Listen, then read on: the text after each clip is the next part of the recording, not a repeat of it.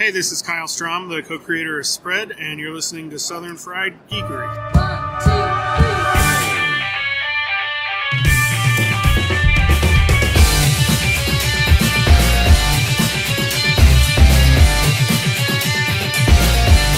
3. Hey everybody, welcome back to another episode of the Southern Fried Geekery podcast. As usual, I'm Caleb Alexander McKenzie.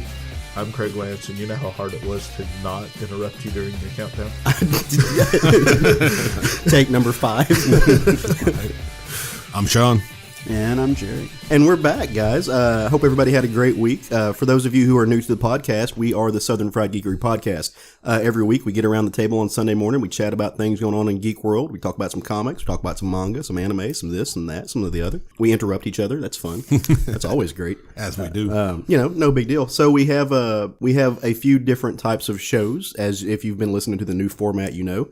We're kind of doing a different thing each week, keeping it fresh, keeping it clean, keeping it new. This week we're doing a Smother'd covered comic episode. We're doing that every 2 weeks. So we're going to give you a roundtable book, and we're all going to talk about some stuff that we've read over the past few weeks that we really, really like. Does that sound cool to everybody? Yeah. Oh, yeah. Yeah, I don't know what we would have done if somebody had said no. Jerry's going to be like, yeah, I don't want to. I'm like fuck. All right, guess you're out this episode. No. Like, damn. So, how's everybody's week's been, guys? Been great, man. Well, I never know how to ask that because you're talking about plural people, but like 1 week, but there's different people who have different weeks. I'm not sure what the vernacular is. Sean and I are about to be very extra this next week. Today was the 2-year anniversary of us traveling to Japan. Oh, yeah, that's right. Get ready for the next 2 weeks of Japanapalooza from Sean and I. See, when you sharing said every post. When you said you were going to be extra, I didn't know what for. I just typically I mean, do I expect need More a reason? extra? It's a bonus, Jerry. So, all right, well, are we ready to dig into some comic books, guys? Yeah, let's do this. All right, before we do this, I want to just reiterate, as we always do, that this is going to be a review show. We're going to talk about comics. We're going to dig into them a little bit. So, inevitably, you can't do that without spoiling some things. So, here is your Southern Fried Geekery official, fresh, hot off the rack spoiler warning. So, if we start talking about some books that you haven't read yet and you really want to, kind of skip ahead a little bit, see where we're at, or check the show notes. I'm trying to do a better job about putting in time markers. So we'll see how that goes, but I'm also lazy. So, and to throw something out there, we are not reviewing any books that actually came out this week. Facts. Yeah. So it's all from last week and back is what we're going to be Yep. reviewing. Still fresh on the rack. Yep. You can go pick these up at your local comic shops. You can get them on Comixology. You can go order them from your DCBS service, which does not mind late orders apparently. And has all kinds of cool stuff, as I'm newly being informed. But we give you guys a little bit of a buffer time because we want you guys to listen, we want you guys to enjoy, but we don't want to ruin your reading experience because we're fucking polite like that. It's great. So, all right, so let's talk about some books. We're going to roundtable one first, guys. Actually, we're going to roundtable 2 issues of one book that I'm kind of excited about, and this is a book that you haven't seen because it's not technically out yet. We got an email from a couple of indie guys saying, hey, we've got this really cool project we're working on. We've got 3 issues in the bag. Would you be interested in talking about it? And of course, why would we not? Right. I mean, I love that. I love that they reached out to us. And so we're going to talk about the first 2 issues of Invasion from Planet Wrestletopia. So Sean's getting to talk about some wrestling, and he's a happy camper. And so let's get into this a little bit. Invasion from Wrestletopia, the first issue is a 32-page extravaganza, and I know that because it says it right on the cover. And it's called A Date with Destiny. This is written, and I love when, especially you see this more in indie comics, people just do it for the love of what it is. Like they give themselves the nicknames with the wrestling. And so this is written by Ed, the Carnage artist Kuehnel, sorry, excuse me. And masculine Matt Entin. Art by Dan the Body Schkade. Colors by Marissa Louise, a.k.a. Colonel Van Slamstein, which is my favorite fucking name. I love that. Colonel Van Slamstein is amazing. And lettering by A Larger World Studios, The North Hollywood Nightmares. And this book is just a love letter to wrestling. I mean, really and truly, like it's so much fun. So to give you a little bit of the story, A Date with Destiny is the first issue. It introduces us to the concepts and the characters. And you got to go back in time a little bit with this one. It starts off in the 70s, and you see kind of this Klingon-esque looking dude chilling on a spaceship. He's got some laundry hanging in the background. Just really kicking it, kind of bored. One of those guys who really fucking hates his job, but he's just doing it because he has to. And then a computer screen pops up, and it's got these figures from what I assume to be. Now, when I say 30 years, I'm a 90s kid, so I think the 70s, but it's 2018, and so 30 years was actually the 90s. Yeah. Close to it. Now, this first scene takes place present day, and then it jumps us back to right. 70s. Yeah. Well, it's present day because he's just now seeing the broadcast. It's taken some time. So just on that point, the message that he's getting in is he's seeing it real time, but the broadcast is from, I'm assuming, the 80s. And it's a wrestler, and he's doing, what do you call it, Sean? Cutting a promo. He's cutting a promo. And so I don't know about you guys, but I couldn't help but read this in Ric Flair's voice. Oh, this dude, maybe not in appearance, but the way he cuts a promo and his mannerisms is 100% Ric Flair. He is the king of crush, the sultan of squash. He's just, it's insane. And so this guy, his name is Rock and Roll Rory Landell. And he's young, he's cocky, he's big, he's hype, he's doing the thing, and he knows it. Like this dude, like he's Macho Man Randy Savage, he's Ric Flair, he's ripping dicks. Like he does, it just is what it is. That's not a wrestling term I'm familiar with. I think you're thinking of your wrestling terms. But no. So he's cutting a promo, and he's up for a title match. And now he's kind of the foil in this one. He's playing the heel, and he's getting in there with what you might consider the golden boy. It's some guy they call the Boy Scout. He's a John Cena figure. If you will. Look at me dropping wrestling bombs. You are. I'm impressed. I studied. This was my homework for the week. But he's supposed to win this match, right? Like he's supposed to get the world title. Yep. But as tends to happen with wrestling, the behind the scenes stuff come in, and people are looking at ratings, and the Vince McMahon figures are doing whatever the fuck it is they do. And he comes up and is like, "Hey, man, you're actually not going to get the title. Like, we need to take a fall. That's, you're doing what you do. We got to get this guy. He's got to keep the belt." And the guy's like, "No, dude, we had a deal. Yeah. Like I did this hype thing. I'm getting you numbers. We had a deal. You're supposed to let me get the title." And he's like, "Hey, dude, money's money. That's part of the game. It's not going to happen. Take it or leave it. Do what you want to do." And so our main man is he's a cocky motherfucker. He is. And so he goes and he does some cereal box cosplay shit, and he puts together his own Galactic Championship King of the Universe belt, and he cuts another promo with it. and this, okay, so if you're looking at the art, it's he's basically like, "Fuck your title, my title's more important." Which, I mean, granted, it's all in the storylines, but that kind of thing has happened in real wrestling. Oh, yeah, so, like, sure. This is like, there have been wrestlers who come out with their own titles and stuff. Like, it's so, like I said, you can tell these guys are huge fans. It bleeds through, man. Yeah. It just bleeds through so well. And so once all this goes on, what you realize is a little bit further in the story, this is what has been broadcasted out to space. Now, on Earth, these guys are kind of like us. We don't know for sure whether or not there are aliens out there. The truth is out there kind of thing. Right. Apparently, in this world, there is. And not only are there aliens, well, of course, they don't think they're aliens. They're creatures from other planet. It's a galactic empire, a federation of wrestling. That's all there is. That catches this broadcast. Right. And hey, no one likes to get challenged, especially in real life. So these guys, the real Inter-Galactic champion, sees the promo. He hears about it, and they're coming for war. The challenge has been issued, the gauntlet's been laid down, and they got to fight it. So they get this, and they're taking off. Meanwhile, while all this is going on, I do got to throw a shout out to the creators of this book. While the conversation is happening about he's not getting the title, in the ring, there's a hillbilly. Moments of the book. There's a hillbilly fighting a bear. As you do. Like a real bear who has been trained to wrestle. Yep. And it's incredible. And the bear just wants to go back to Alaska. That's it. He just wants to go home. That is a very, it's quick to say, but it takes up about a page and a half in the story. And it's just wonderful. It's lighthearted. It's refreshing. But, when we talk about space, we talk about light years and how much time light takes to travel and sound takes to travel, radio waves and all that. It takes about 15 years for this broadcast to reach the aliens. or to reach the Federation of Wrestling Mongol People type thing. In that time, some Mickey Rourke shit happens. Nice reference. And thank you. I tried. See, homework. Homework. In that time, what happens is our boy gets older. Things don't go his way. He kind of becomes a washed up wrestler, and he and his manager, who don't get along very well, have ended up down in Mexico fighting in some of the federale wrestling stuff that goes on down there, and just trying to pay the bills, man. And it's not working. They get frustrated. They get into an argument. Rory's like, hey, you know what? I'm done. Fuck this. Let me out. And they're like right in the middle of the desert. Right. And so he checks out, goes for a walk. And while the manager just goes home. He's like, no, dude, I got a wife. Like I got a life.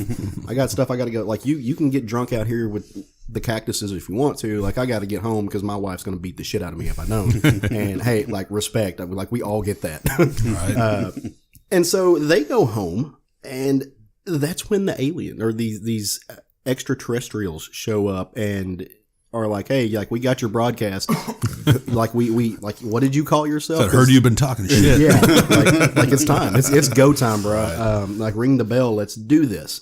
They have to scramble because they know the dude's name. They're like, where's Rock and Roll Rory? And so they got to figure out where this guy's at. And like I said, this is 15 years down the line. And probably one of my favorite parts of the entire book is just the panels of their wanton destruction. Oh, God, yes. It was my favorite. Capped off with, I mean, they're just putting wrestling holes on random civilians. And my favorite moment was when they were in the desert and he gave a back body drop to a camel. I know, That was amazing.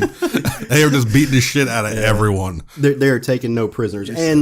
And then we get, by the end of this issue, we get our first look at what will be the villain, the antagonist of the story. And it's a guy who, and this is, I got a kick out of it because number one, I love this phrase. Yeah. From a historical standpoint anyway. But the guy's name is Manifest Destiny. And that is a brilliant name for somebody who is destined to take over and conquer people. I mean, that's essentially how our and the dude straight up has crazy ass. Oh, just, and hats off to the artist to doing that because they nailed the cartooning in this book. It's very indie, but it's very well done. Yes. It's not a house style. It's not something you see in mainstream stuff. It's a borderline animated meets early 90s feel. Yeah, it reminds me a lot of John Lucas's style. A little bit, yeah. Mm-hmm. If John Lucas was colored by somebody who has a muted palette, I agree wholeheartedly. Yeah. I didn't think about that. But this book is a ton of fun. Now, when you get into the second issue, that's when you get a little bit more of the meat and potatoes of who these people are and who these main characters are. And this is where I had fun with issue one. Issue one was a great, let's learn where we are. Let's figure out who our main characters. Let's meet the crew. Issue two really made me kind of fall in love with the book, or really, really fall into what I call the narrative dream. Just really enjoy, tap in, find these characters you like, invest in them a little bit. Nice wrestling reference there. Yeah. Tapped into it. Hey, that one wasn't even on purpose. Just you get into more of the context of who they are as people, and you get into some of their histories, you get into some of their love lives, and all of this is happening to give you a little, it was a great second move. You have the backdrop of the invasion happening, but why? Why do you give a shit? And that's something that you have to do with any type of narrative. When you introduce somebody to a thing, you have to give them a reason to invest. And they do that. So you meet the family. Like you said, you get a little bit more of the Mickey Rourke context with this. You meet the manager and his wife, who, they're laid up in bed when all this stuff drops, when all the invasion happens, and she just wants to write watch her stories. She's got the hots for a news anchor. And then Manifest Destiny comes on and does his he cuts a promo. It's incredibly good. Don't skip the part where they're building a steel cage around Earth. Oh, they are. Yeah, right. They absolutely are. They are getting ready for a galactic cage match. And so I don't want to give too much away because in the email that these guys sent me, they actually got picked up by a new publishing company. Yeah. Issue 3 is in the bag, and this is actually going to come out as a full, I think, 4-issue set. Nice. Before too long. But I just want to reiterate and throw out there that I'm not a wrestling fan. We've talked about that on the show. I don't dislike it. It's just not my wheelhouse. It's not a thing I dig. I love this book. Is it perfect comics? No, but it's good comics. You don't have to be a wrestling fan, I don't think, to enjoy this book. You just kind of have to like over-the-top, larger-than-life narratives. And this gives you that in spades. Well, I would say I'm a peripheral wrestling fan, and that I've watched it in the past. I don't watch it a whole lot currently, but I still got enough of it with my limited knowledge of wrestling, to be totally into this book when I read it. So, oh yeah, I mean, as the resident wrestling fan here, I definitely could tell these guys are big fans of wrestling. I mean, they just nailed from the subtle to the obvious about what goes on in wrestling with throwing in Martians. right. Which to me, like, I'm not a huge sci-fi guy, but I get it. And like I said, if it's like you said, it's going to be a 4-issue run. I think so. Yeah. In the email, it looked like a 4-issue run. That's cool to me, because my only issue, that's just because of personal taste, is that like I'm not super big on sci-fi and all that kind of stuff. And if it was going to go on and be like maybe him traveling Inter-Galactic, I just don't know if that would kind of wear thin on me. Right. But 4 issues sounds like a sweet concept for just a battle on Earth with Martian luchadors. And like I said, it was a big love letter to wrestling, from just the designs to the mannerisms of the main character. Like I said, he doesn't look like Flair; looks more like a Macho Man kind of character. Yeah, right. But his dialogue with the whole sounds like Flair. I mean, like, Flair's old promos of the limo driving, kiss, stealing, wheeling, dealing. I mean, that's Flair's shtick right there, and they nailed that 100%. Yeah, one of my favorite. I'm sorry, Jerry. Go ahead.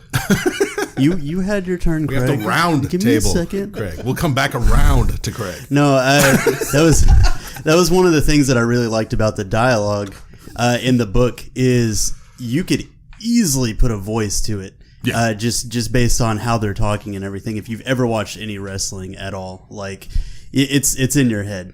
Like with the Manifest Destiny character and all the other wrestlers that they put in, it's easily to just visualize how this is going on, and just the way that the artist easily depicts all of these wrestling moves and everything. Yeah. It's super iconic. Oh, he's like the body positioning is just so on point. Yeah, it was great. Yeah, so I mean, you're absolutely right. One of my favorite parts of this is when he's talking to the manager. Yeah, and the manager's like, "Do you think I like being the Chinese guy? Right. I don't even speak Chinese. I'm Hawaiian. It's Hawaiian. Yeah, I was gonna say he's not Chinese, which is something they do quite a bit. 100%. Right? One of the most famous Japanese quote unquote wrestlers, the sumo wrestler Yokozuna, is Samoan. He's related to The Rock. Yeah. He's not even Japanese, but I mean, like, that's common. Nikolai Volkov, I believe, is from Chicago, but he's that Russian villain from back in the day. Well, so it's touching on little stuff like that. You watch shows like Glow, and they really give you some insight into how the industry works and how they do characterizations, and they build up these ideas, like stereotypes. Yeah. Which they definitely play on that. Glow especially played on that, because they were going for the more of a comedy show, which was revolutionary for back then. But they definitely were acknowledging, though, that there was those stereotypes that they played up way, especially back in the day in wrestling, for sure. Yeah, and they didn't live in the culture we had now. Right. And some of those things they did back then, while I appreciate them for the time they were in, I'm kind of glad they don't. I'm glad we've moved away from that. But it was interesting of the time, and they do a lot of that in here. And I will say there was only one scene in the entire, because hey, we've praised the book quite a bit, but I also want just to be a little bit honest, there was one scene in the book I didn't care for, and that was the end of the scene where our manager and his wife are laying in bed together, and he was like, I've got to go find the guy. And she's like, well, do you want me to go help him? And he's like, no, baby, this is man work. And that's verbatim. Now, I get why they made that move. I understand what they were trying to do with the context. But in comparison with some other moves they've made in this book to get you to understand who these people are, that just kind of felt that didn't work for me. I wish they had left that part out, not because I don't think it's okay to put that kind of subliminal, not even subliminal, but that kind of like by the wayside misogyny of who these people are. There were more creative ways to do that. For instance, our main character, Rock and Roll Rory, he's kind of this conceited, self-absorbed figure. And what they did with this, the way that they got that, I mean, you get some of that in the dialogue, but the artist utilized the page space so well in this. One of the main ways that you know that he is this figure is he's wearing a t-shirt that says Rory's #1 fan. And that right there, that simple move, that utilization of your page space and of your character tropes gives you so much insight to who this person is and where his headspace is. And that was brilliant. And then you go over to a scene where the only way that you can understand these people's relationships and how this guy thinks of life is, no, baby, you have to stay home and this is man's work. So, it wasn't so great. I want to address that a little bit because I get 100% what you're saying. The man that said it happened to be like 80 years old. Well, that's true. Coming from a very misogynistically run job. Especially career. at the time when he was at the height of his career. Yeah. So, yeah, could they have done it different? But did it feel real? It felt absolutely real. It felt like something that would happen. For me, it didn't. Like, for me, that kind of knocked me out. I was like, oh, that's weird. See, I thought it felt real because I felt like that's absolutely something that person in that situation would say. Okay. Yeah. I mean, I've heard, we live in the South, as we've talked about before. I mean, the name of our show, obviously. Yeah. We all have older ancestors, grandpas, and things like that have said blatantly racist things because it was okay when they were growing up to be that. And that's all I took that for.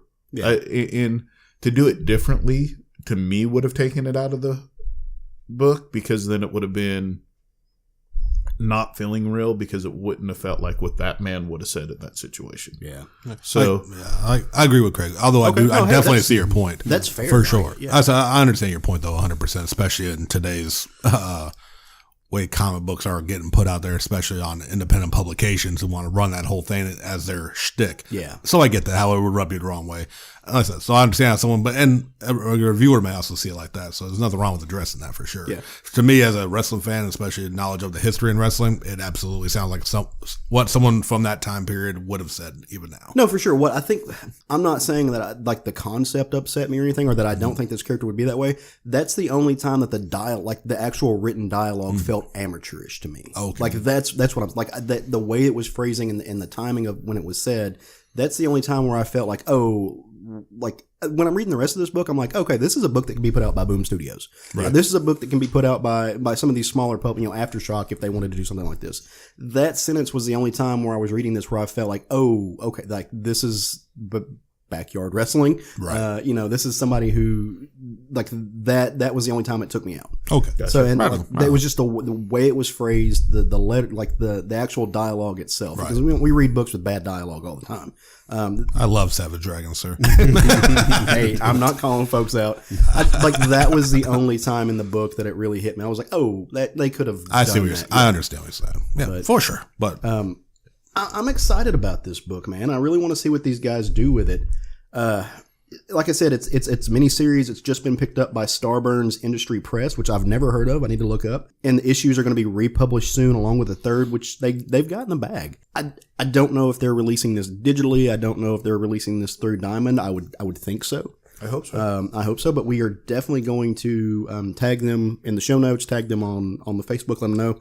In general, we usually do this at the start, but I think we got jumped into it. I really like this book. I had a really good time with it. Like if this was on the shelf and because I'm not into wrestling, I don't think I would pick it up. Like I wouldn't be drawn to it, but I'm really glad I read this. Yeah. I really am. And I would encourage other people too. Did you, I feel exactly the same way. I don't think I would pick it up because of the name of it, because not being a wrestling fan. However, I am glad I read it, and it's a very good warning that sometimes you should read books that are out of what you feel is your wheelhouse, because it's something you don't think you know, or like it's something that you may very well be drawn to when you read it. But it's also got, for me, it's got the conquest thing going on. You love alien invasion. We all know I love an alien invasion. It just happens that they're wrestlers that are, For sure. And like even me as the wrestling fan, if I just saw it on the shelf, probably wouldn't pick it up just because I don't read wrestling comics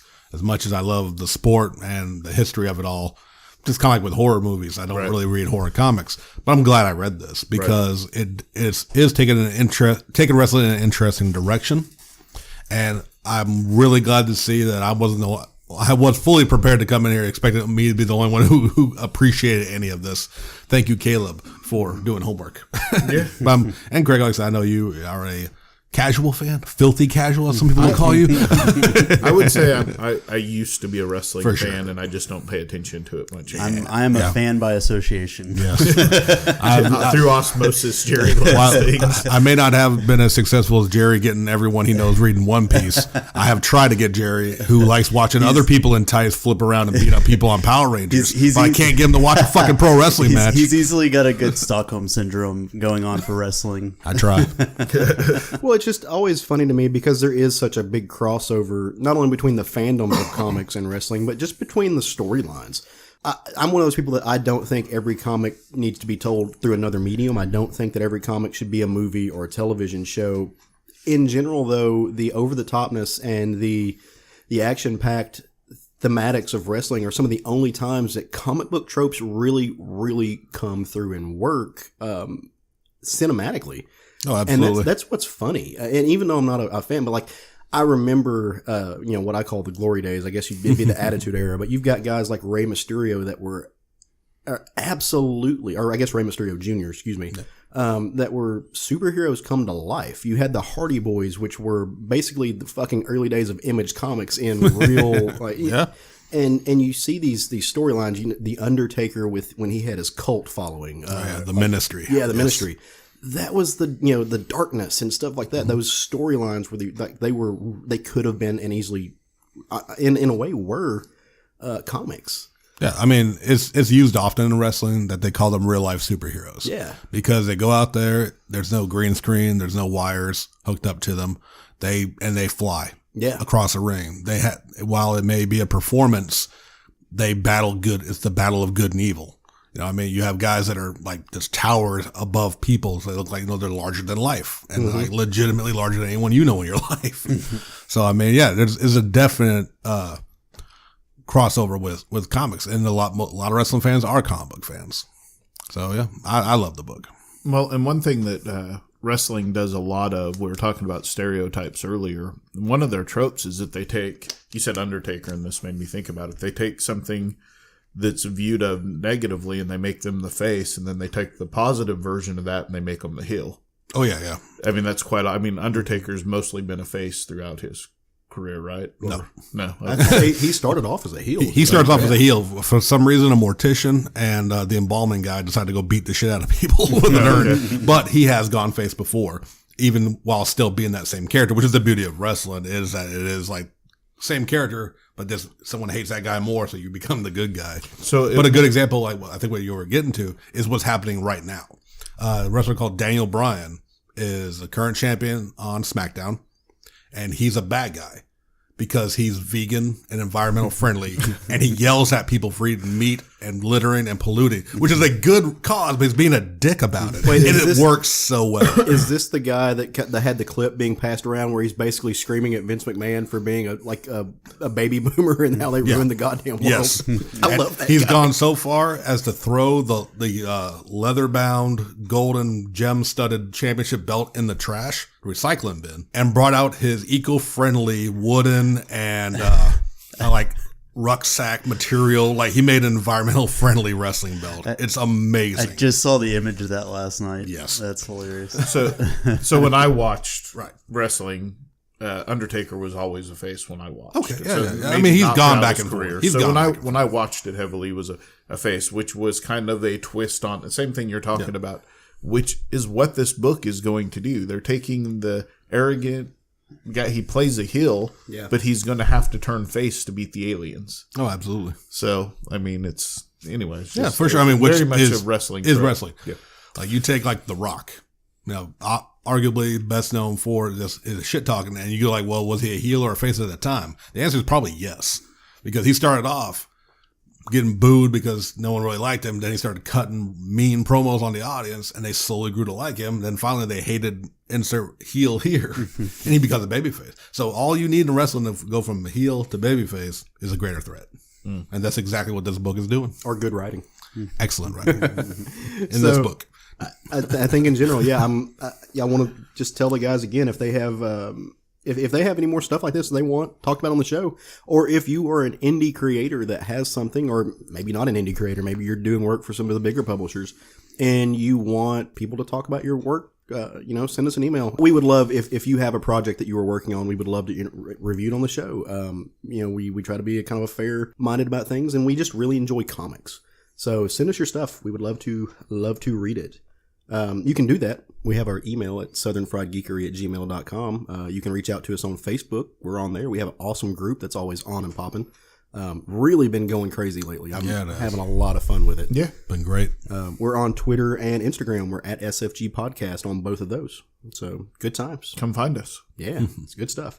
So we all read some comics on our own this week, though, and this is what I like, because this is where you find out about stuff that you didn't read if you need to read it or not. It's some of my favorite. It's why I love talking about comics. Kind of how this show was created. We sitting around at the comic shop, cross talking about stuff, and decided to.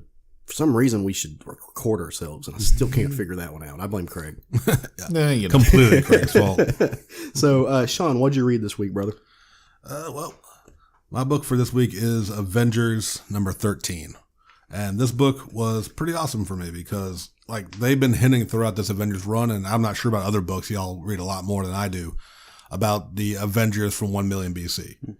They're pretty much only showing up in this book at the moment. Okay, I wasn't sure if they've ever touched on any of their history, and they have been slowly trickling the origin of these characters. No, this is completely a Jason Aaron inspiration thing that he started with this book, and they haven't been anywhere else. Yeah, I think it's going to be in some of the events coming up. Yeah. That's just me guessing. There's nothing. Right.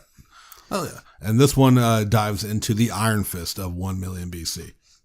And this starts off in the secret city of Kuehnel, however you say it. You get a girl named Fan Fei who is in trouble, as most heroes usually start off their adventures. As we said, this is 1 million BC, so she got in trouble for teaching Kung Fu to cavemen. Because, hey, they got to protect themselves.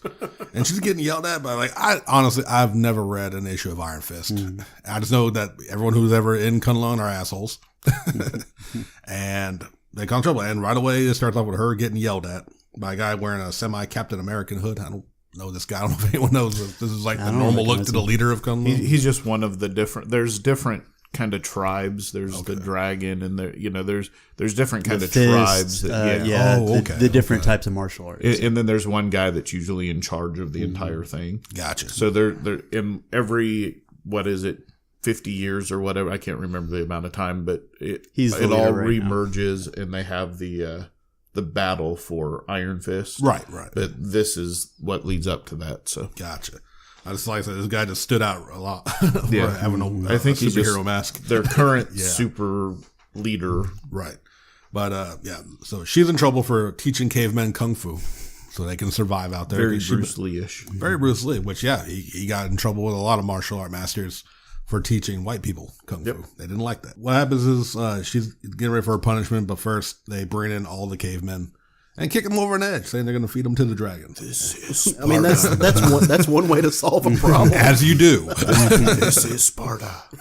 And not only was this a cruel act, but it's also, she looks at those were her students, which most, a Sifu or a sensei will definitely, say, you get attached to your students because you're teaching, learning.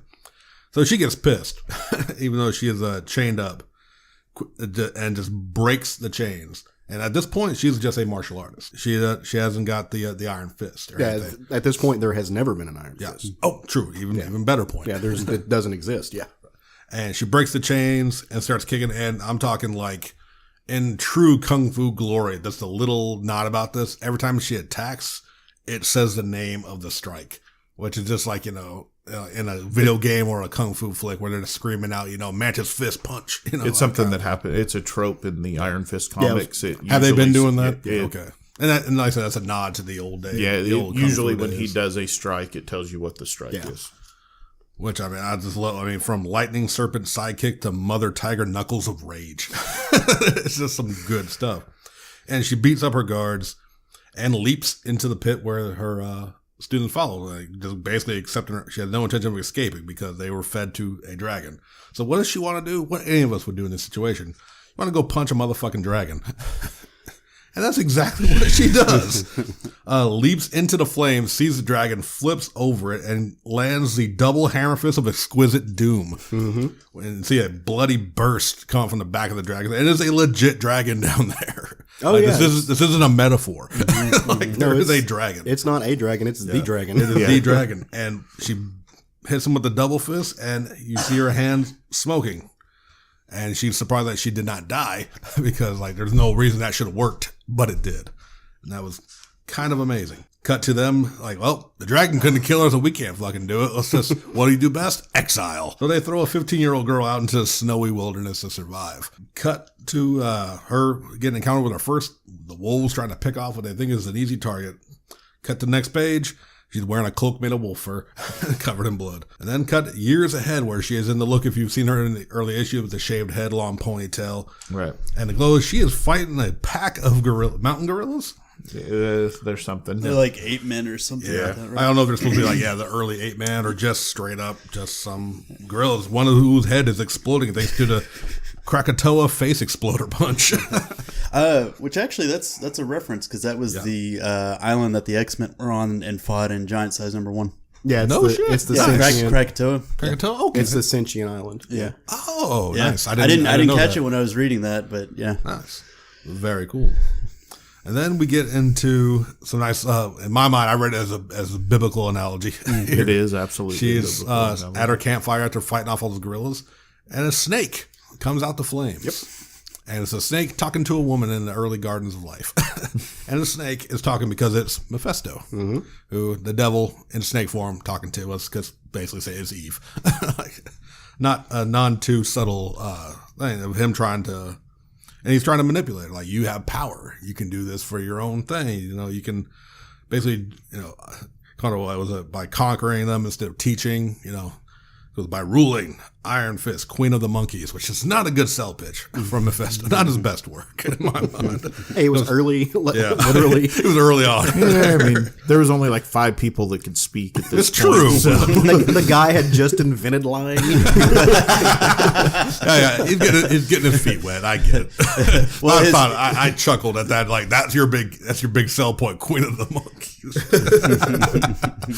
But I enjoy it, and she turns him down by hitting him with the blizzard to end all bones attack. It's just amazing stuff.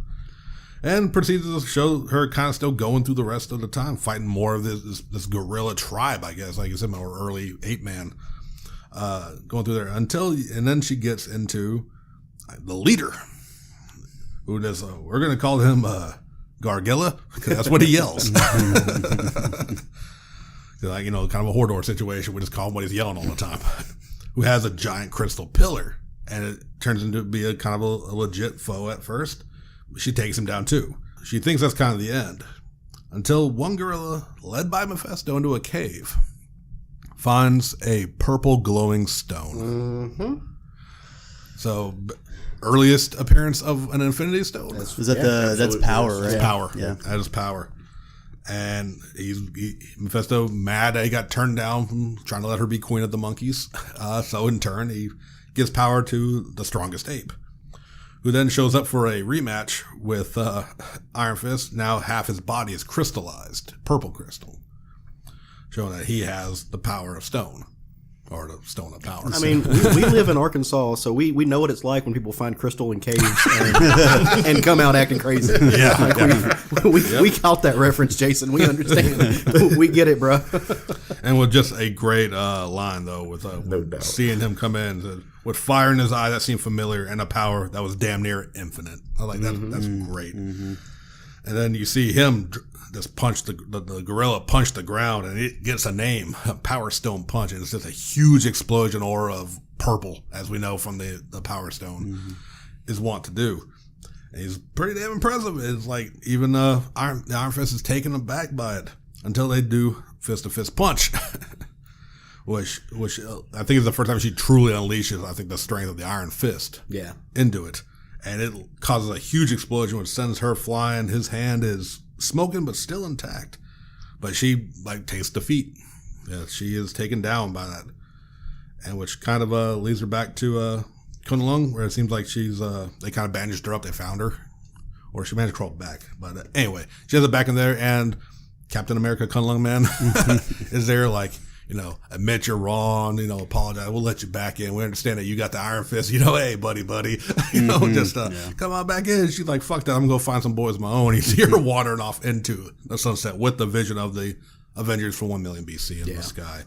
And it's a great origin story. Right. I wonder where this one takes place in contrast to the Ghost Rider one, because Mephisto was in that one as well.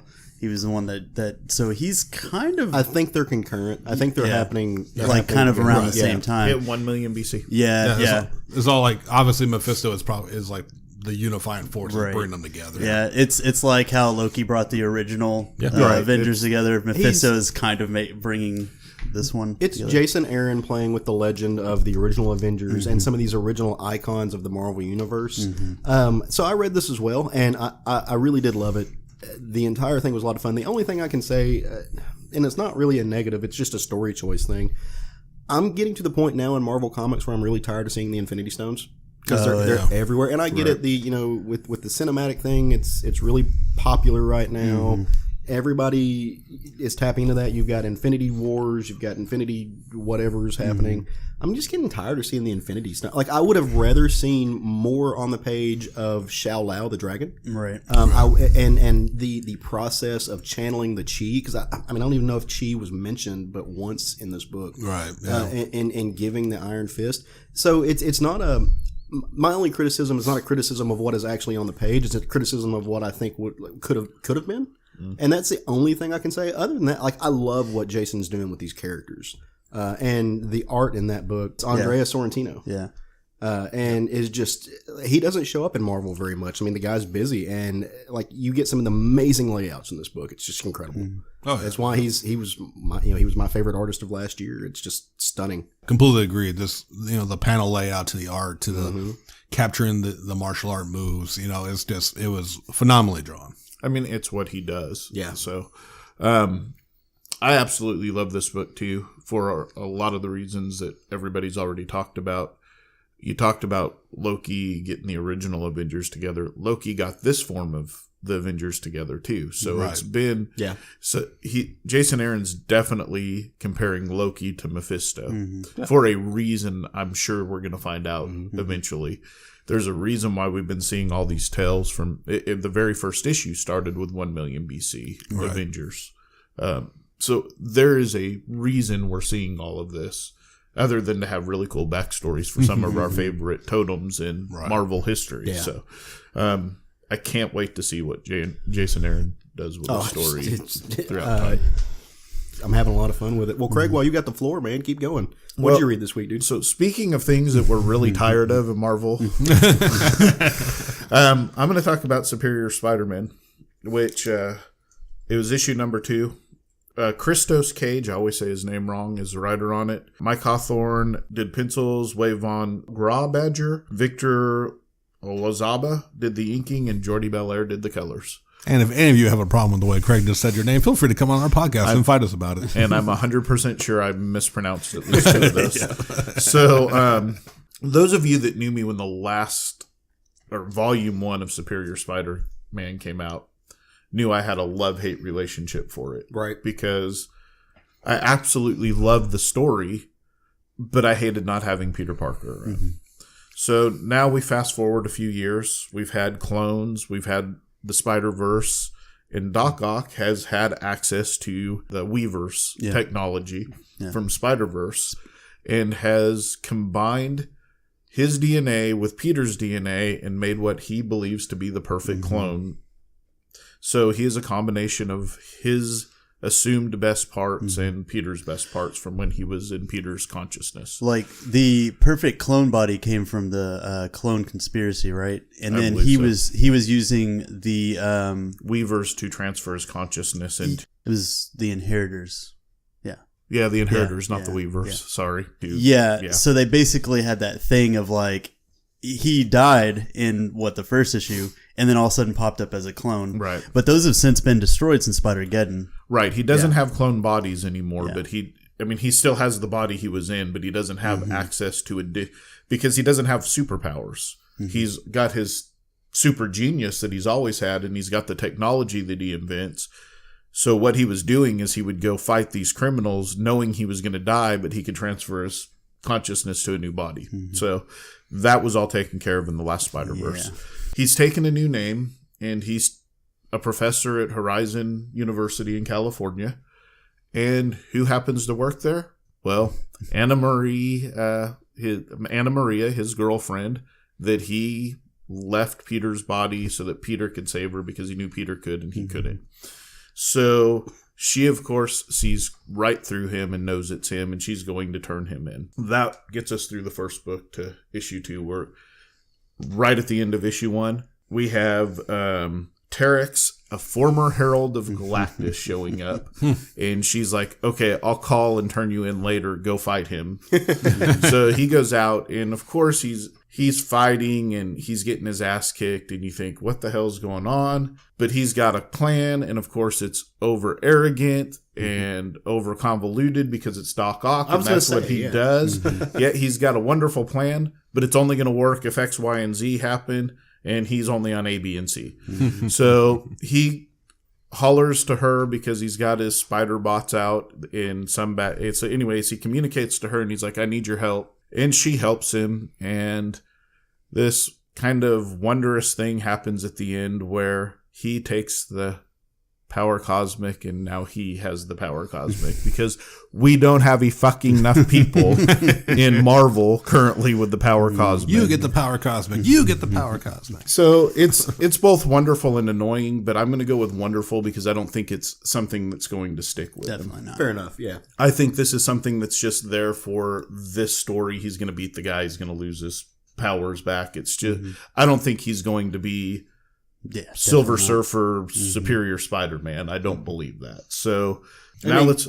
What was the Invaders miniseries that just went on? Where was it Namor that got the power cosmic? Yeah, he actually got ridden by Silver Surfer. And all of my dreams came true. Silver Surfer turned Namor into the surfboard because he was dying. He was Silver Namor. Giggity? Yeah. So Namor's the bottom. Got it. So back to my story. So, the story so far has been so much fun, which I usually enjoy Cage's work anyways. When he writes something, it's usually pretty good. The art absolutely blew me away in this issue. The pencils were phenomenal. The colors were, I mean, it's Jordi Belair, what do you have to say? But it every aspect in the art in this book, because this is a book that's a fight scene from page 1 to the last page. There's no discussion panels. It's just fights, and they are tearing up San Francisco. And it's easy in a book like that to get lazy.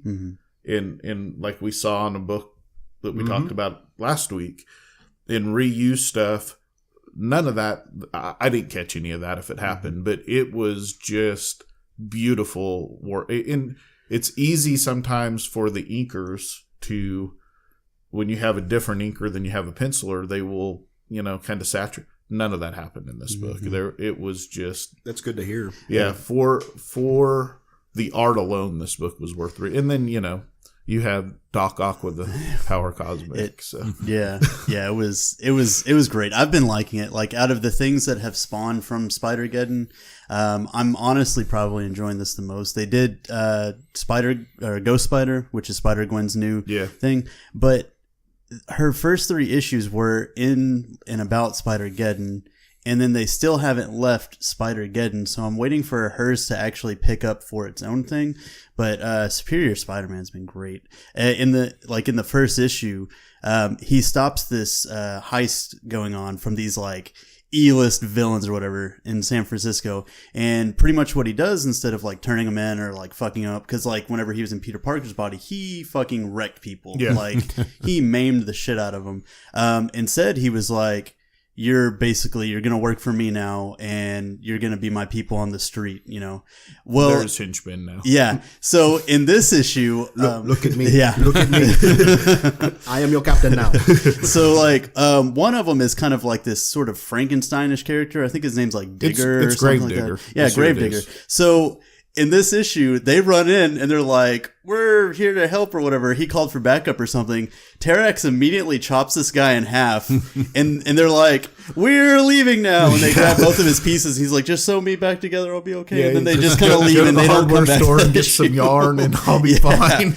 Yeah. So they are all E-list characters. Yeah. They've been around for a while. But see, I love that. Yeah. I absolutely love that. Yeah. That's fantastic. Yeah. And the fact that they love Terrax, you know, I feel like there are so many villains in the Marvel universe that are underutilized that like they just like to use the same thing over and over again, and it's just it's kind of nice to have a little bit of refreshment there. If I have one complaint, I'm sorry. No, go ahead. If I have one complaint about it was I don't remember Terrax from before, and I meant to look him up to see if his design has changed. He looks a little too much like Darkseid. He's always looked like Has that. he? Okay. Yeah. So again, I didn't remember from before, but anyways, I know him tangentially. No, I was just gonna agree with Jerry. One of my one of my biggest aggravations is when I see the same characters pop up in different places and different comics within the same world that don't make sense.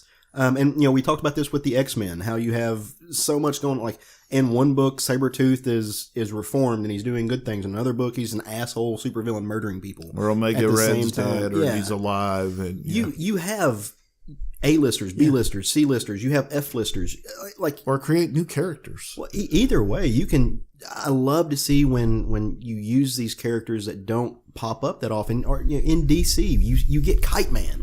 Instead of it just being the Joker or right. Another one like the Penguin, you get these characters that have these little blips in continuity history that we've seen and we haven't seen for a while, and they show back up. It just lets me know that the people who are writing these books love the world, not just that they're good writers and because they are, or they're good artists because they are, but they love the world that they're playing in just as much as we do as fans. And that's what it is. It's that service that they give to us, saying, "Hey, we're with you guys. This is we've read these books. We are investing in them," and that fills my heart with all kinds of joy. And you kind of knew from issue 1 that they were going to do great stuff with this because I think he opened with fighting Stiltman.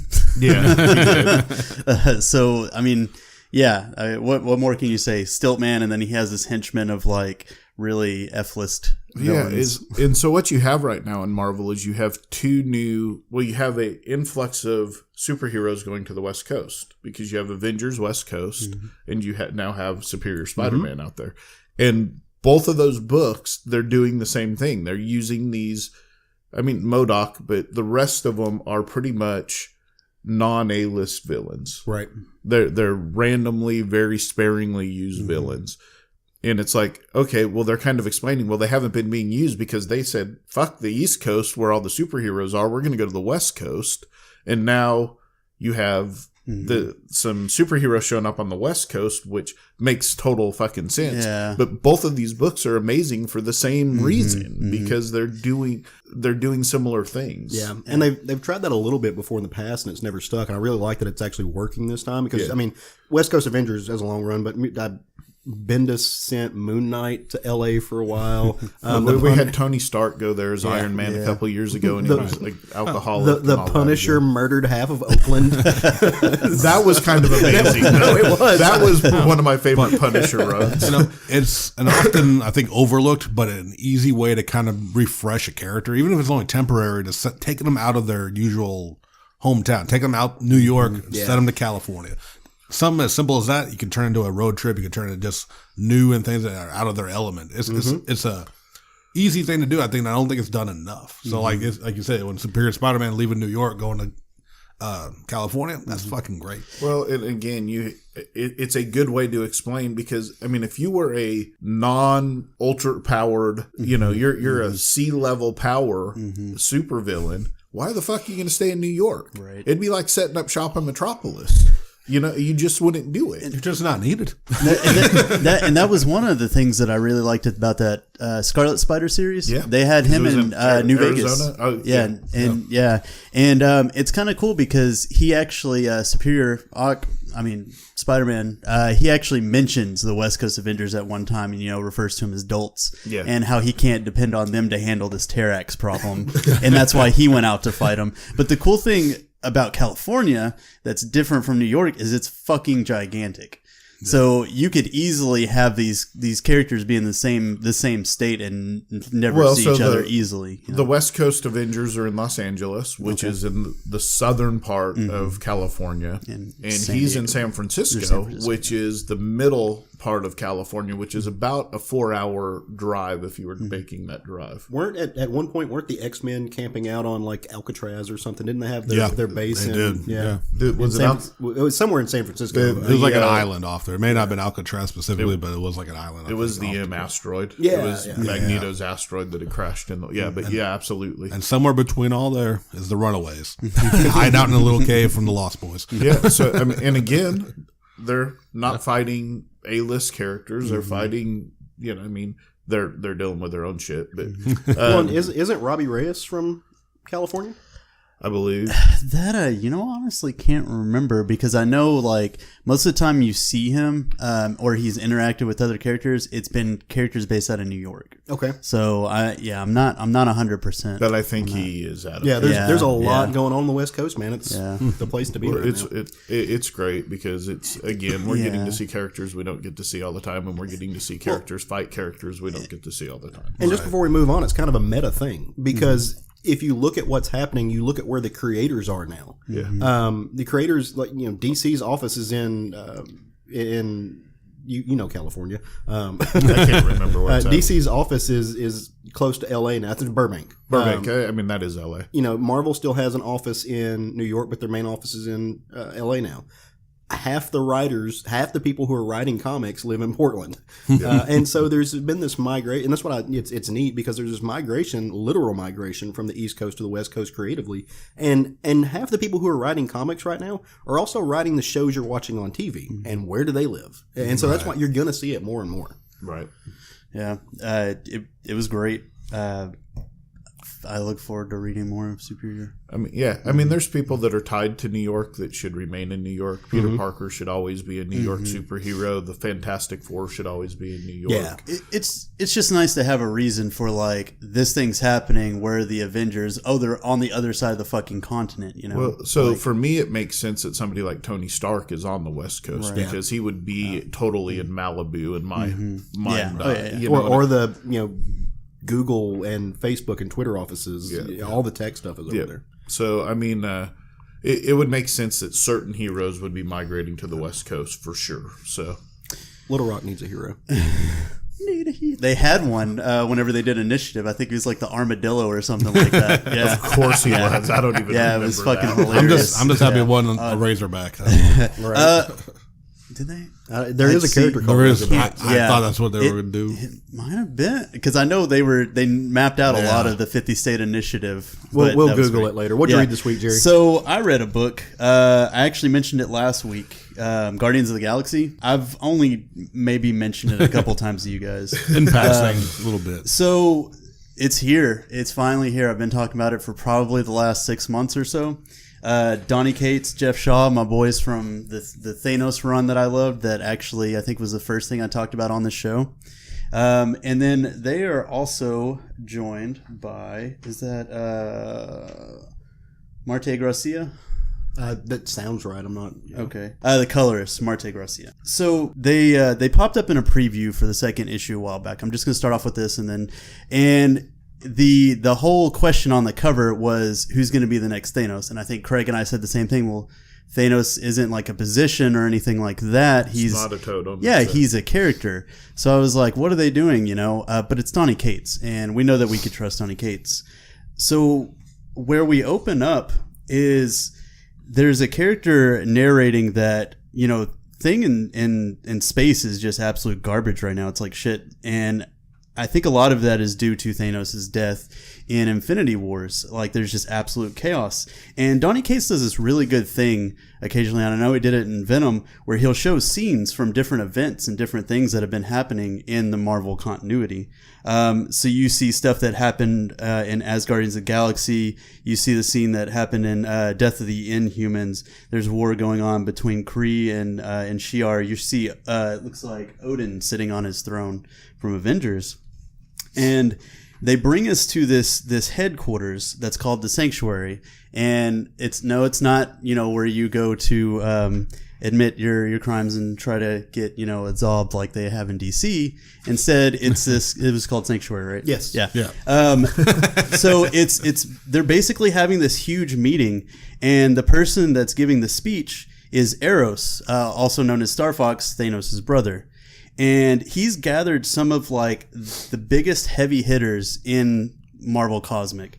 Like, and they just paint this whole picture with all these characters out here of like the Star Jammers. You've got Beta Ray Bill, Darkhawk, Cosmo the Cosmonaut Dog. Time out. Yes. Did Jerry just casually mention Beta Ray Bill In passing, didn't even care. Like there was no love. Yeah. He's treating it like he's Marvel.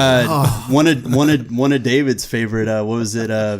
Vic Astro or Vance Astro. Vance Astro. Vance Astro. With the Captain America shield. You see Gladiator in there. Adam Warlock's in the background.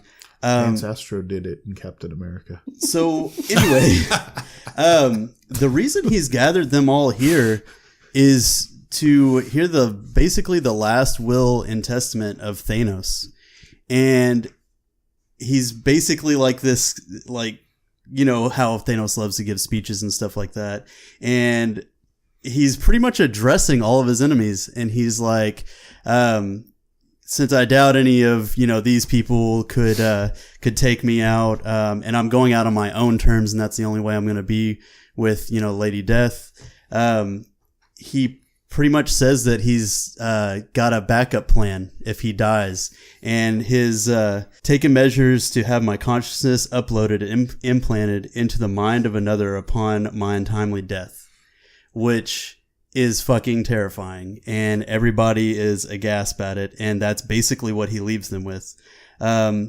Eros pretty much mentions that we have to figure it out. There's a reason why I didn't, none of the Earth's mightiest heroes are here, because they don't have what it takes to do, what needs to be done to end this. And I think at that point it's was it Phyla-Vell? And if you don't remember, I'm pretty sure I talked about when I talked about the end of Infinity War, but Phyla-Vell and Moondragon, their universe was destroyed by Gamora with the Infinity Stones, and they got zapped into ours. Right. Was that the universe they folded up into like a little note and put it in his pocket? Yes. Folded it in half. Yeah. Because that's the thing. Well, If you have the Infinity Stones, it is. So Phyla-Vell mentions, what about the Guardians of the Galaxy? Where are they? We jump into space showing their new ship, and it's, saying that they're plotting a course to nowhere. Nowhere is a place, in case you don't know. It's, Right. Yeah. Well, I mean, if you've seen the movies, you know that Nowhere is the head of the dead I'm just celestial. referencing Yeah. for people that might not know. So They're not just out. it says nowhere. halfway to nowhere, so they're basically on their way to the middle of nowhere. Right. We kind of pick up, and Quill's drinking, and there's like wood chips going all over the place, and you see Groot's fucking carving like spikes and shit onto himself. And he's teenage Groot now. Yeah, so he's very angsty, and he's like metal as fuck. He's got the Liberty Spike mohawk going on and everything. Right. So that seems like that's it. It's just them two on the ship heading to nowhere. Quill throws out a signal, and nobody answers, and Groot's like, "No, look." And they look out the ship, and it's just empty space. There's nothing there where nowhere should be. There's nothing at nowhere. Yeah. I'm confused. We cut back over to this meeting, and Eros is saying, I'm afraid we're going to have to kill quite a lot of people. And Beta Ray Bill's, saying like, no, this is madness. You don't even know if he's telling the truth. He could just be setting us up, because that would be so Thanos to like say something like that just to drive people insane and get them to do. That's so Thanos. Yeah. Coming to the Disney Network, that's so Thanos. And I love this. Sorry. I love this because Silver Surfer points out, he's like, it could, or we could be ignoring the birth of a new Thanos. We would be fools to not hear Eros out. In which case Gladiator says, imagine if we'd had the capacity to end Thanos' life as a child. Then it points over to fucking Cosmic Ghost Rider. He's like, I knew I should have shot that kid in the face when I had the chance. They pull up, Eros pulls up this screen and it shows all these characters that he could potentially be. And I'm talking like it's a wide range of people. They have Mephisto, they have Luke Cage, they have the Hulk, Venom, Juggernaut, Odin.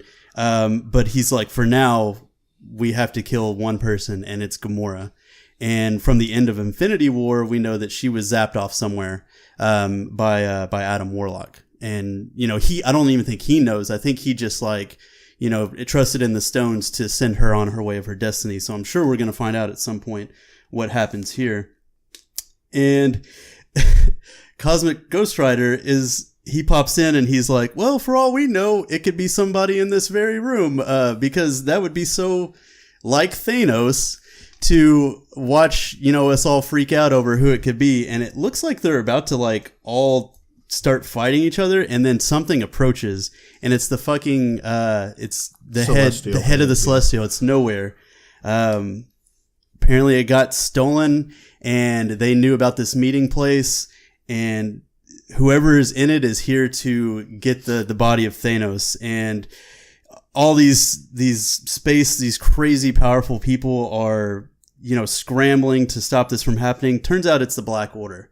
They fucking hijacked Nowhere, and, you know, Did you not read this book? No. Caleb is off. extremely happy. And I was right actually now. going to ask, because you're reading Nowhere. Yeah. Nothing about this in it. No, I'm reading the Black Order. What did I say? Nowhere? Yes. Yeah, sorry. I got too excited. But they haven't mentioned anything about this in Black Order. No, Okay, it's a separate thing. Yeah, Derek Okay. Landy's doing like a single like encompass story. Yeah, like mini story. So they're pretty much here to, you know, take his body Fuck back. the world up and take names. Yeah, it shoots back over to Quill and Groot. They they called in like essentially like a police thing, you know, and it's a Nova Corps member, right? And he's giving him the statement, and he's like, "So when was the last time you saw it?" And he's like, "Here in this fucking giant empty space." And he mentions that he's Peter and before he could finish, the guy's like, "No way, you're Star-Lord?" He's like, you know, you're still with the Guardians of the Galaxy, right? And he's pretty much telling him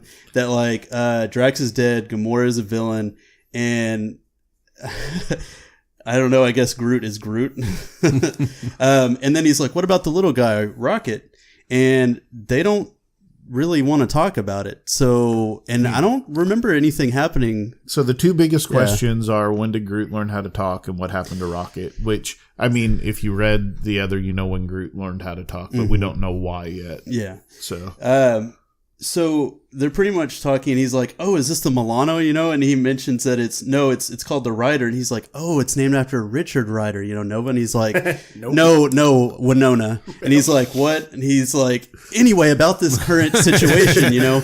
And the Nova member gets a call, and it's a signal that, you know, shit is going down at this meeting, the secret meeting that no one's supposed to know about. And Quill's like, "Wait, what are you talking about?" And Groot's like, "Oh yeah, that seemed boring, so I didn't tell you about it." So they're like, "Well, what the fuck?" Cut back to this absolute chaos that's going on with the Black Order, and they launch some kind of missile in, and it opens up a rift in the fabric of space, and it is sucking everything and everyone inside. Black hole bomb. Yeah. And the Black Order end up retrieving the body and zipping away. And you see all these characters are getting sucked into this vortex. It goes back to the Nova Corps, Peter Quill and Groot showing up, and they see this massive thing, and you see something shoot out of it. And it's fucking Stormbreaker. It's Beta Ray Bill's hammer, and it goes straight through the window of the Rider. And attached to it are the chains of the Sidorak from Cosmic Ghost Rider.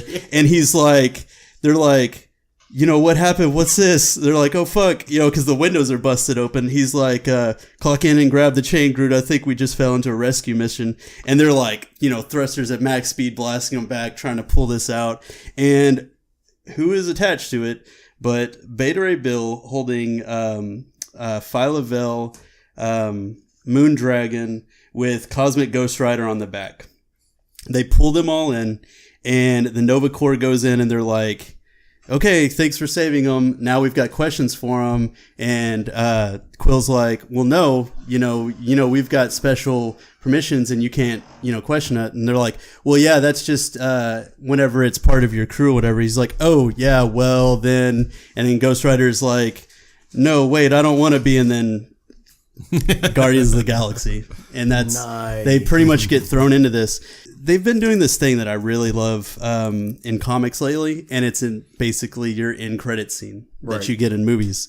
Shows the Black Order coming to some planet. You don't even know what it is. They're reporting to somebody. They have the body, and they're pretty much like, we have everything, but we don't have his head. What is the woman's name from Black Order? Proxima Midnight. Proxima Midnight. Yep. She's doing all the addressing to whoever they're talking to. Yeah, she's definitely the spokes. And she's like, she's talking to this person, and she's like, to rip him away from Lady Death, we don't like, you shouldn't do this. He's finally with her. We should just let him be at peace or whatever.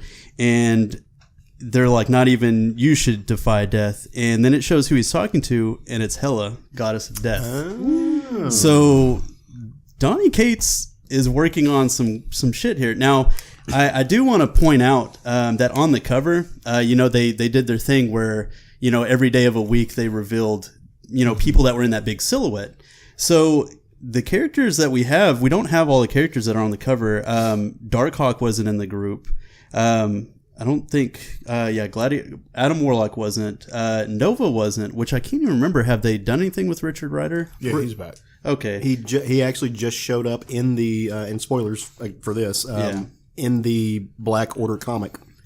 He just came back. Oh, yeah. So, Silver Surfer, Darkhawk, Gladiator, Adam Warlock and Nova are not present. They did not come out of this black hole, and we know that Gladiator did for sure, and Silver Surfer. So I guess we're gonna find out. It's gonna be a fun small ride. prediction. Yeah, that Thanos' consciousness is in his brother, and that's why he suggested that they kill Gamora first. Could be. Yeah, because who would he want more dead than Gamora right now? Yeah, and it's actually kind of interesting because he mentions in his testimony that he has met his final Requiem or whatever, and Gamora was going by Requiem when she killed him. So, yeah. Just want to answer the question we started right before Jerry's comic review. Tigra was actually Arkansas's hero in the 50 State Initiative, and her boob size is just fine. Tigra's from Arkansas. I did not know that. That's kind of awesome. Yeah. I like that a lot. All right, well, that was 3 Marvel books for our book of the week. Caleb, finish us off with your Marvel book. I know. Womp, womp, womp. I'm going to break up the Marvel-rama. So I was actually going to talk about Invaders #1, which came out a few weeks ago. Almost had us clean. Yes, and which was an incredible book. But I have a book that was a #1, actually, that wasn't Marvel.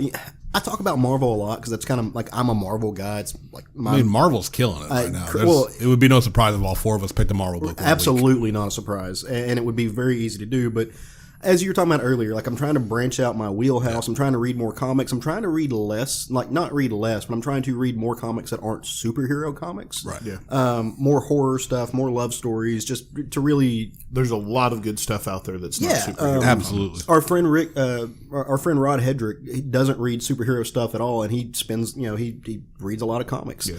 So I'm trying to kind of like broaden my horizons with comics, so to speak. And one thing I fell in love with last year, if you listen to our Best Of episode, was the Archie Horrorverse. Yeah. And so there's a new Archie horror book that came out this, I think about 2 weeks ago. And it's Blossom's 666, which I unabashedly love the Riverdale show when I get to watch it. Let me rephrase that. My husband watches the Riverdale show, and I catch episodes, and I really enjoy the episodes I watch because, I don't hardly ever watch TV anyway. So I've kind of fallen in love with a little bit of these characters, and like Jughead the Hunger, Afterlife with Archie, all of those are just amazing. So I picked up this book, this Blossom 666 book, because of that, but also because it's written by Cullen Bunn, and I'm a huge mark for Cullen. I think Mark is one of the best, I think Cullen is one of the best horror writers working in comics right now. I don't know if that was intentional or not, but going back to our very first book we talked about, Mark is actually a wrestling term for fans. Sorry. Hey, yeah. The art is done by Laura Bragga, the lettering's by Jack Morelli, and the coloring is by Matt Herms. And this was a really fun first start, and it's not what I expected, and so I appreciate that. Because I've read Afterlife with Archie, because I read Jughead the Hunger, I was expecting a more heavy-handed supernatural vibe, especially being from Cullen Bunn. Like, I was expecting him to hit us with witches and zombies and vampires and just some nastiness right off the bat. And Cullen is actually, like, riding the brake a little bit on this one, and it's really cool. So the first page of the story, it does give you an idea that this is not your average Archie book, because it shows you a body on a slab and there's blood either leaking through a sheet or it's dropping down on them. I don't really know which. I think it's kind of bleeding through, but you don't know who it is. You never see a face. It's just completely covered up. And then it jumps into just regular everyday life at Riverdale High. The kids are going to class. They're, Jughead didn't do his homework. Archie's being Archie. Reggie is bullying people like he does. Poor Dilton. Dilton just catches shit all the time.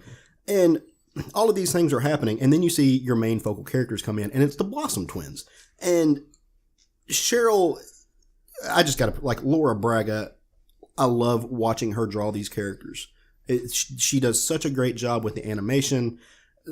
And she's not new to this world. She did the Harley Quinn and Poison Ivy meet Betty and Veronica crossover from a few years ago. So this is in her wheelhouse. But she just draws these characters to be exactly what they are. They are just like you see this art and you know that these are just knocked down, drag out, gorgeous humans. Like it's not fair. So Dilton's getting bullied by Reggie, and Blossom comes over there and she's like, "Hey, like, you should probably quit this." And that's not her. She very rarely steps down off her pedestal to mingle with the common folks, if you will. So something's up with that. Yeah, they're the snobby versions of Veronica. Yeah, absolutely. And Veronica's snobby enough. Right.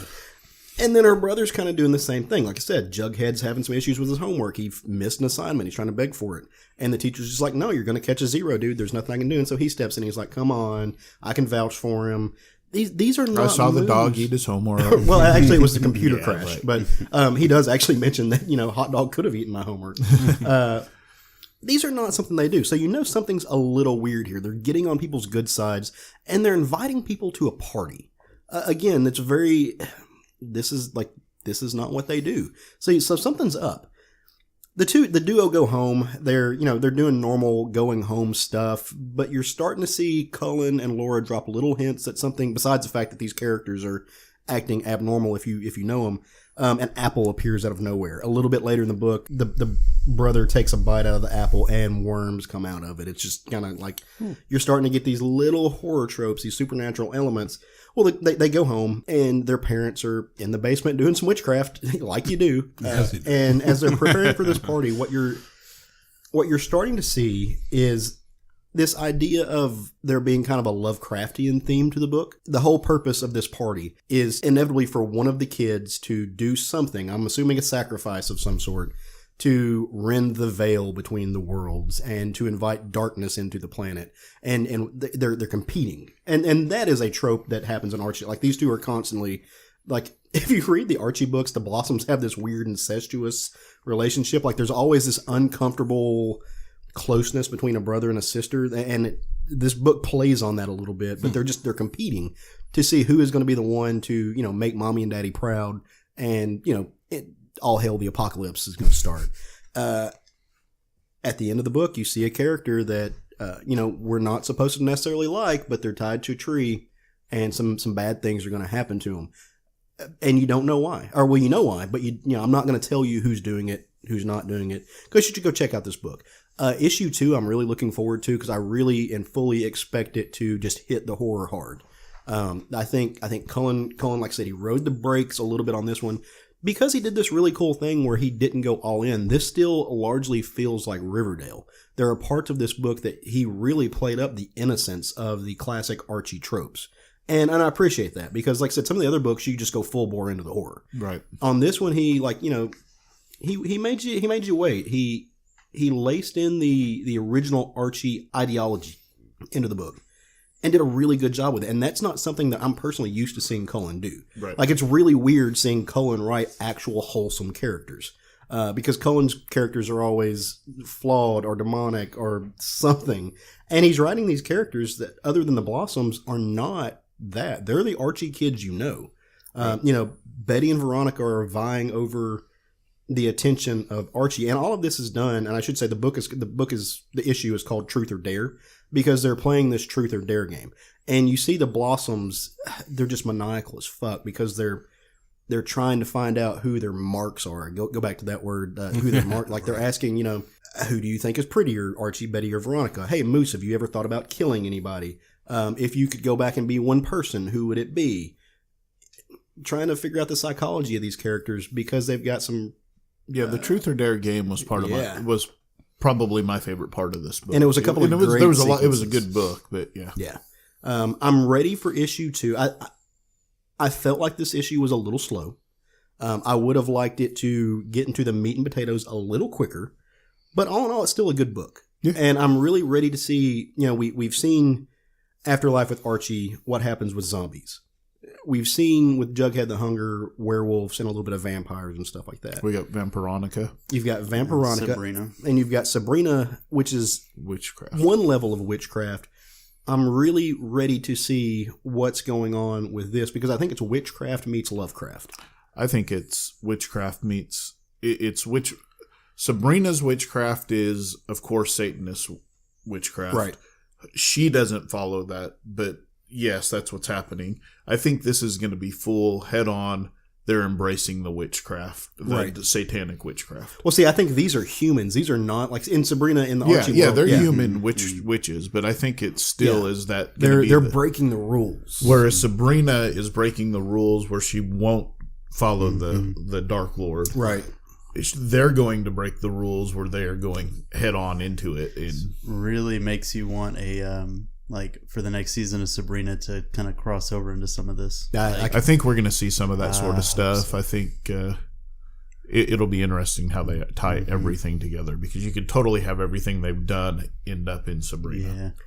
At the end of this book, though, they show a picture of the next cover, and it's Cheryl Blossom on her knees in front of like the goat head and the Illuminati eye covered in blood, and it makes my heart happy. It's a tarot card, isn't it? Yeah, it's the Mark of Death. The Blossom twins are, in the preview it says they're trying to prove themselves worthy of the throne of hell. So they're messing with the natural order of the supernatural is the best way I can put it. And I'm kind of sold. I'm sold to the point that I'm going to pick up issue 2. I really want to read I really want to read the darker side of this, where they get rid of some of Cullen, Bunn. Archie. I know it's coming. Yeah, it's coming. it's going to happen. And so it's fun. If you're looking for a book that's not capes and tights, if you're looking for a book that is outside of maybe the wheelhouse of a lot of your mainstream comics, check this out, because it's really worth the Archie horror books are some of the best horror going on in comics right now. I don't know if I'm prepared to say the best at the moment, because I'm reading some other ones that I'm really liking, but they're some of the best. They're doing some really good stuff over there, and I think you would do well. Anybody would do well to read it, especially if you're a fan of, like, if you're listening to this show and you like Riverdale, or you watch Sabrina on Netflix and you like those, you're gonna like this book. Yeah. Or if you just like really hot redheads, you're gonna like this book. So that's mine. It was a great book. I enjoyed it. It's a setup book. Yeah. A lot of first issues are, but it was a very good setup book.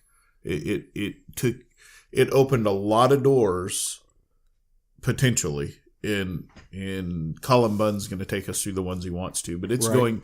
I mean, I'm fully expecting to see Cthulhu tearing up Riverdale before this is over. And I want to see. They need to just have a huge crossover with it all. I think that eventually they will. Yeah. I think the only one I don't think you can tie in is Afterlife. Mm-hmm. The rest of them, I think you could tie in. Mm-hmm. Yeah, just pretty cool that like Archie, who's been basically Archie since whenever it came out originally, that they tried one experimental thing and it worked so well, and now they're building a whole new universe with this horror dark theme Archie, and it's working and it's doing well. So that's pretty awesome to me. The reality is that they had that sitting there the whole time and they just never used it with Sabrina. Right. I mean, Sabrina's been the catalyst in a lot of she was the catalyst for Afterlife with Archie. She was a catalyst for her book, of course. it's using what they have and going, hey, let's take it dark, and it's working. It's working been a lot really of fun. well. Yeah, I'm liking it. So that's our books for the week, guys. We they're a few weeks old by this point, but they should still have copies at your local comic shop. If you're interested in reading them, go do so and let us know what you think. We're all about the feedback on this show.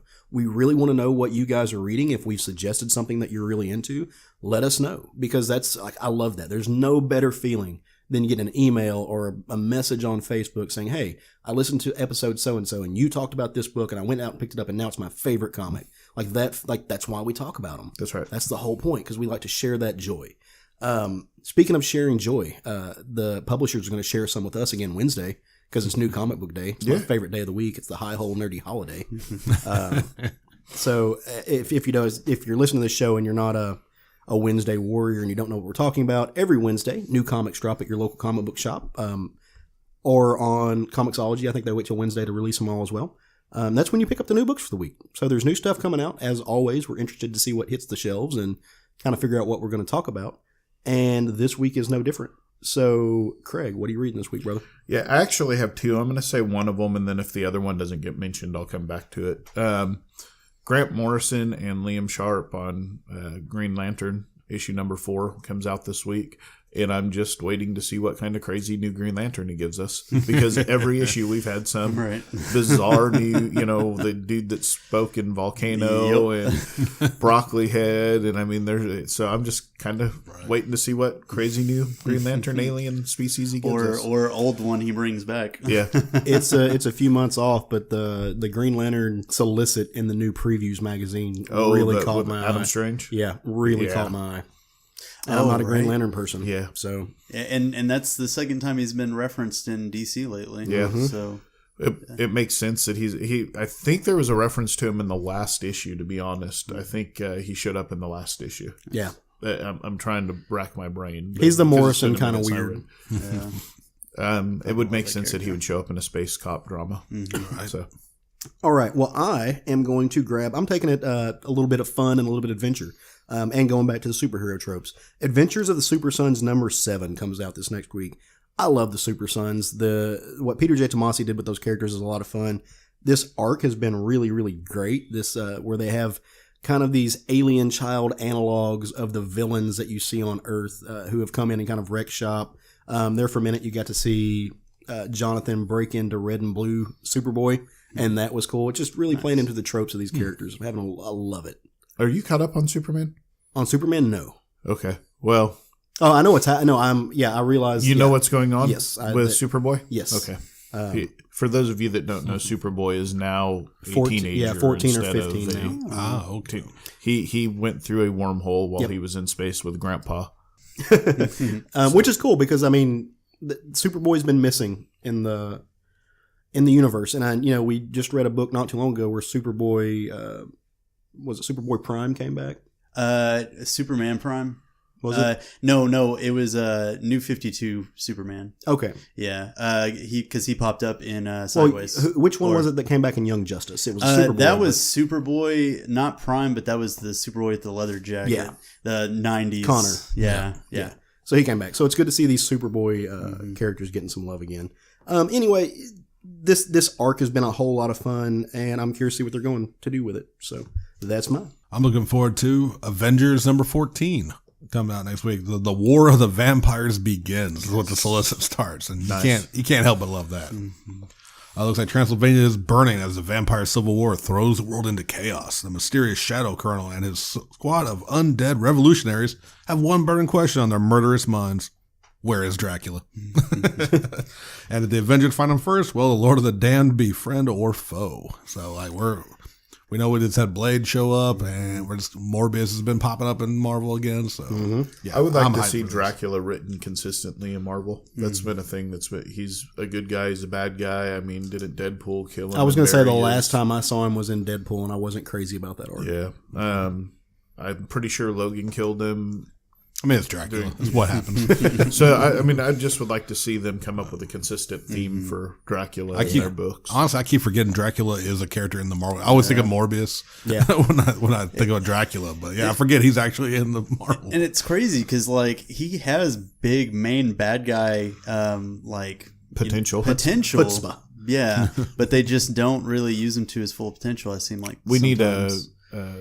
another Blade book where he's just hunting And- vampires. And just kudos to them for using Blade Yeah. and everything, and having Morbius in it too. That's Somewhere pretty great. Jubilee is telling us to shut the fuck up. well, heard I'm just about that hoping that I'm just hoping that Dazzler shows up in it and actually uses her powers to kill vampires again, like she did in Deadpool. That was pretty amazing. Hell yeah. So my book for next week, we talked about space wrestlers. I talked about Guardians of the Galaxy in space. So I'm going to keep it consistent. And Old Man Quill #1 comes out next week. You were going to choose that one. Yep. And it's going to be by writer Ethan Sachs. Artist is Robert Gill, and the cover artist is John Tyler Christopher. The premise to it is essentially that Quill has kind of retired from the superheroing.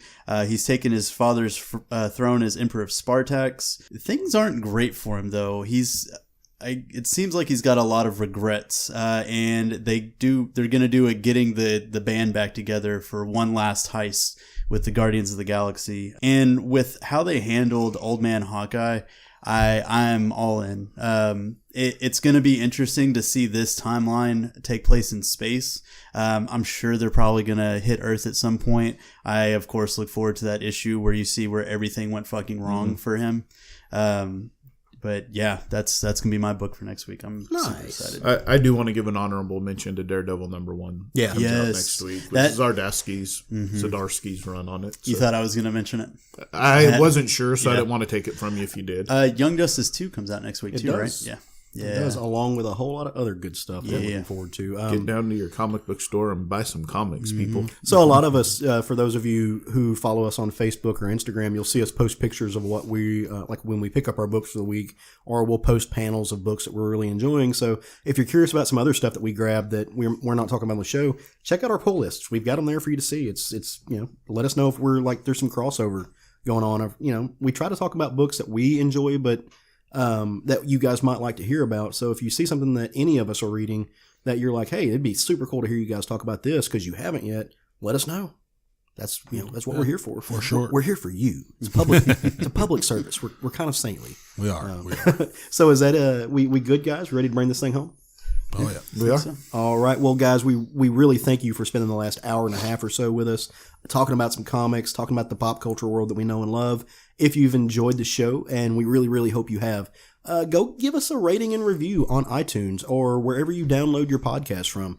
Not only does it let us know how we're doing as show hosts and as showrunners, it also lets everybody out there know that, if they're looking for a new podcast, that we might be something quality-wise that they want to listen to. The way social media algorithms work and the way the internet works, the more reviews we have, the more positive reviews they have, the more those channels boost us, which is helpful to us and to listeners who are looking for something cool to listen to. And we really invite you and ask that you do that just as a favor to little old us. Your friendly neighborhood nerds. Yes. Other than that, like you said, we've been talking up our Facebook page. We've been talking up our Instagram page, our Twitter page. Come hang out with us on there. We really want to get to know you. And I mean that with all seriousness.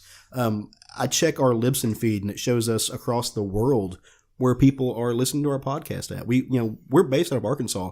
We've got listeners all over the U.S. We've got listeners in Canada. We've got listeners in Australia. We've got listeners in Europe. If you're one of those people, come hang out with us on our Facebook. It's a way you make a global network of friends who are interested in the same thing. And that's what we want to do here. So if nothing else, we hope you enjoyed the show and go forth and love some comics. Woo!